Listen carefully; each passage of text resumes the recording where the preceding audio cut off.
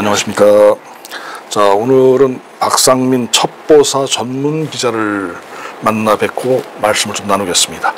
스파이 히스토리.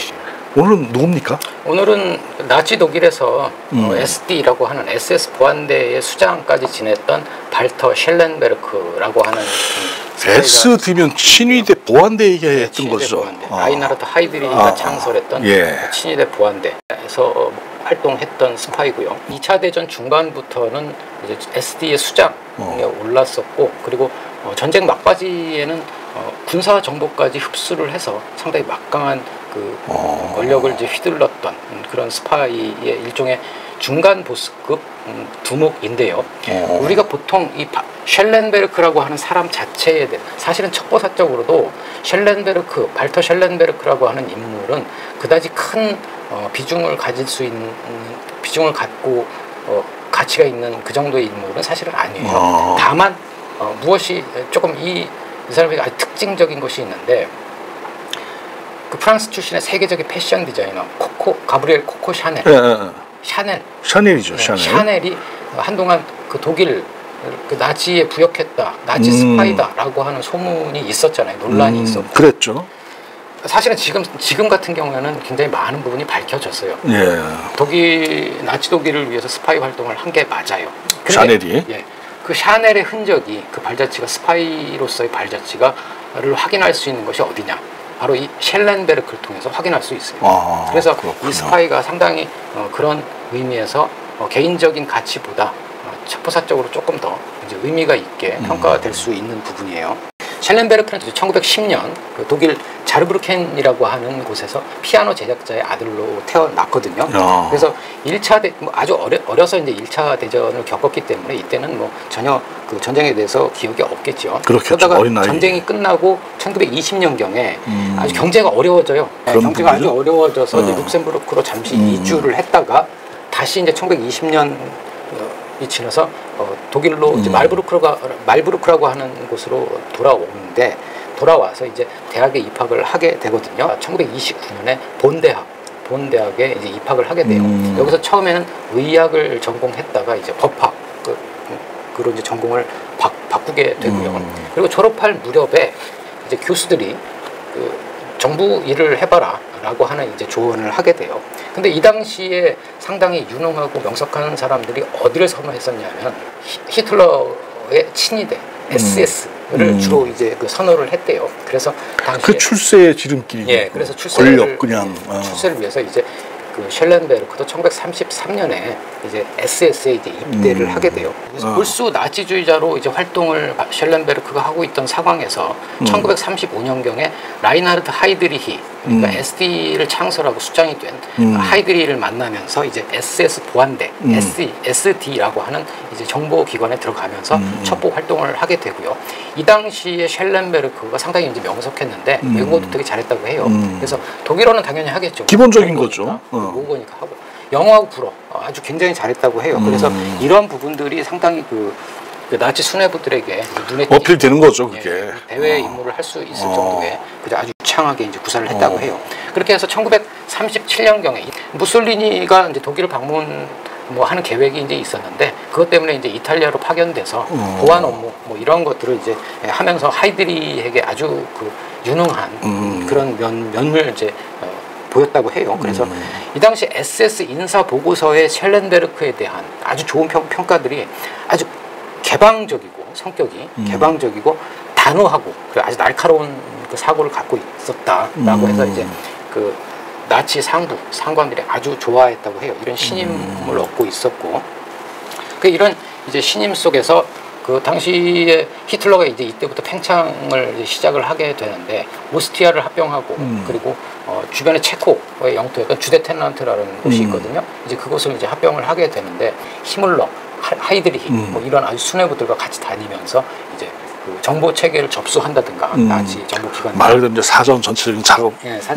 정지 작업을 다 하는 부분인 거죠. 다고 해요. 그래서 이 시기에 이것만 한 건 아니, 개인적으로 셸렌베르크 같은 경우 이제 3살 연상의 여성이 있었는데, 이제 여성과 결혼을 하고 그런 개인사도 있어요. 근데 별로 그렇게 사이가 좋지 않았나 봐요. 얼마 뒤에 이제 이혼을 하고 또 다른 여성과 이제 재혼을 했는데 이 재혼한 여성과도 사이가 좋지 않았었대요. 내내. 그래서 이렇게 개인사는 뭐 크게 행복하지 않고 뭐 어려움이 있었는데 반면에 이제 나치 장교로서는 아주 이제 승승장구하는 이제 그런 그 상황을 계속 맞이하게 돼요. 이 시기에 1938년, 39년 이 시기에 어떤 일이 또 있었냐면 나치에서는 히물러가 중심이 돼서 당시에는 경찰력과 정보력이 분리돼 있었거든요. 게슈타포와 SD가 따로따로 있었어요. 그러다가 히물러가 1938년경에 후반경에 이 두 가지를 합쳐야 된다. 통합시켜서 나치가 그 권력을 다 가져야 된다라고 하는 그런 이제 구상을 발표를 하게 돼요. 그래서 셸렌베르크가 이걸 적극적으로 지지하면서 그 구상에 이제 참여를 하게 돼요. 그래서 그 이후에 1939년 7월경에 국가보안본부라고 하는 이제 그러니까 경찰력과 정보력을 모두 갖춘. 그러니까 게슈타포가 있었어요. 게슈타포가 있었고 SD가 있었어요. 따로따로 있었어요.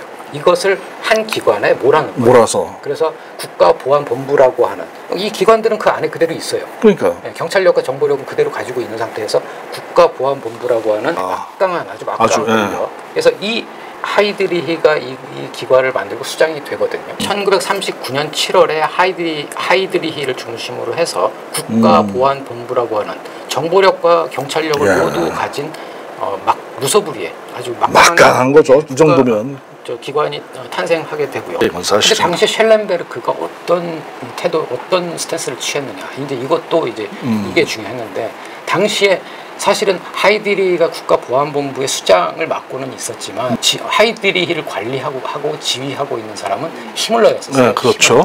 그러다 보니까 이 셸렌베르크는 엄연히 그 SD에 소속이 돼 있기 때문에 하이드리히한테 하이드리히의 부하거든요. 직보 내용이 있을 경우에는 하이드리히를 제껴놓고 히물러에게 직보하는 그 단계를 뛰어넘어서 직보하는 이제 그런 식의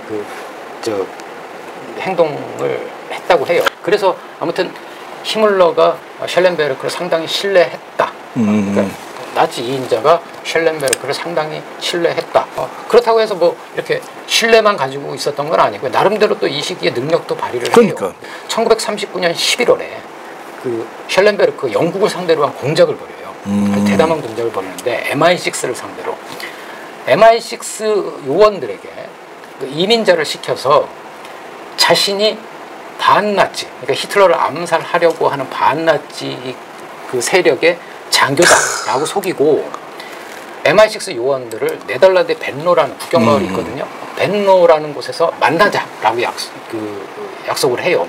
MI6 요원들은 이 셸렌베르크가 어떤 사람인지는 모르고 반나치라는 것만 이제 이민자를 통해서 전해 듣고 이 벤노라는 곳으로 가요. 당시에 그 셸렌베르크가 이제 직접 나서서 샤멜 소령이라고 하는 가명으로 미장한 채로 이제 이 MI6 요원들 앞에 나타나거든요. 직접. 그래서 자신은 히틀러를 암살하고 나치를 반대하는 반나치의 장교다. 이제 이렇게 소개를 했어요.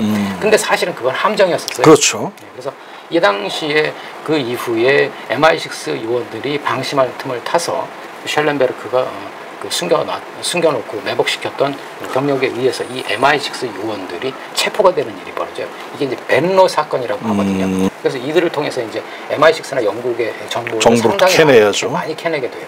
그래서 그 작전이 성공하니까 이제 셸렌베르크 같은 경우에는 히틀러에게 철십자 훈장을 받고 영향력을 확고히 하는 그런 입지에 이제 오르게 되죠. 이제 이렇게 해서 아주 이제 나치 수뇌부의 눈도장을 찍게 돼요. 근데 사실은 이 이후에 벌어졌던 활동에서는 실패를 많이 해요. 이렇다 할 뭐는 보여주지 못했는데. 물론 성공한 작전도 있긴 하지만 성공보다는 실패가 더 많았었고 그리고 소기의 목적을 달성하지 못해요. 그래서 첩보사적으로는 상당히 이 사람을 평가하는데 저평가할 수밖에 없는 이제 그런 상황이었는데 왜 그러냐면 1940년에는 이제 전쟁이 직접적으로 벌어지게 되잖아요. 그렇죠. 그래서 이때 나치 핵심부가 어떤 생각을 하고 있었냐면 당시 영국 왕족들은 굉장히 우익성, 극우 성향의 세계관을 가진 사람들이 굉장히 많았었어요. 특히 그 중에서 여기 위해서 왕위를 벌였던 윈저공, 그 윈저공이 상당히 히틀러에게 호의적이었었어요. 근데 그 정도로 이제 극우적인 그 성향을 가지고 있었는데 바로 이 당시에 나치 독일에서 이 윈저공을 포섭하기 위해서 이제 노력을 하게 돼요. 윈저공을 우리 편으로 만들어서 전쟁을 유리하게 이끌겠다. 그렇다면 어떻게 윈저공을 우리 편으로 만드느냐라고 해서 하이드리히가 여러 가지 구상, 그러니까 뭐 매수한다든가 회유한다든가 최악의 경우에는 납치까지도 불사한 정도의 작전을 구상하게 되거든요. 그리고 작전의 책임자로 셸렌베르크를 이제 임명을 하게 돼요. 그래서 당시 윈저공이 어디에 있었냐면 당시에는 중립국이었는데 포르투갈 리스본에 머물고 있었어요. 근데 이때 윈저공은 어떤 입장에 있었냐면 바하마 총독으로 임명이 돼 있었거든요. 그래서 이제 바하마로 떠나기로 돼 있는데 셸렌베르크가 떠나기 전에 윈저공을 매수하기 위해서 리스본으로 급파되게 돼요. 그래서 리스본에서 이제 윈저공에게 5천만 스위스 프랑을 주겠다. 뭐 이제 이런 식으로 돈으로 직접적으로 이제 매수를 하려고 그런 이제 그 설득 작업을 벌이게 되고요. 이제 이런 게 안 통하니까 이때부터는 그러면 다른 방법을 쓴 거예요. 그러면 납치를 하자. 납치를 어떻게 하냐면 이제 포르투갈 관리들이 국경 지역으로 윈저공 부부를 사냥을 하자고 초청을 하면 그 윈저공 부부가 초청을 받아들여서 이제 국경지대로 오면 SD 요원들이 납치를 하겠다. 이제 이렇게 그 계획을 짜고 이제 그 초청을 하게 돼요. 근데 이제 윈저공도 이때 뭐 이 초청을 또 거절을 해요. 그래가지고 결국에는 납치하는 계획도 이제 실패를 한 거고요. 그리고 또 하나는 뭐냐면 셸렌베르크 이번에 이제 협박식으로 당신들이 바하마로 가면 죽는 테러리스트들에 의해서 죽는다. 이게 그럼 어떤 근거가 있느냐? 그래서 편지를 한 통 보내게 되는데 그 편지 안에 테러리스트의 명단과 뭐 이런 것들이 쭉 이제 적혀 있었어요. 그 다음에 그 편지에 포르투갈 경찰청장이 이걸 입증할 수 있게 도장을 찍어서 윈저공 부부에게 그 꽃다발과 같이 해가지고 편지를 보내게 돼요. 근데 이것도 뭐 그다지 윈저공 부부가 그렇게 뭐 위협을 직접적으로 느끼거나 또 그러지는 않았어요. 그래서 이것도 이제 이 작전도 실패하고 또 이 작전도 실패하니까 이제 최후의 수단으로 이제 윈저공 부부의 운전사에게도 부부가 바하마로 가면 죽는다라고 이야기를 좀 해달라. 이제 이렇게까지 간 거예요. 그런데도 이제 그 윈저공이 결국에는 바하마로 떠나게 돼서 작전이 이제 실패하게 되거든요. 윈저공은 어쨌든 이제 바하마로 갔고, 그래서 셸렌베르크 같은 경우는 이제 베를린으로 이제 복귀를 하게 되지요.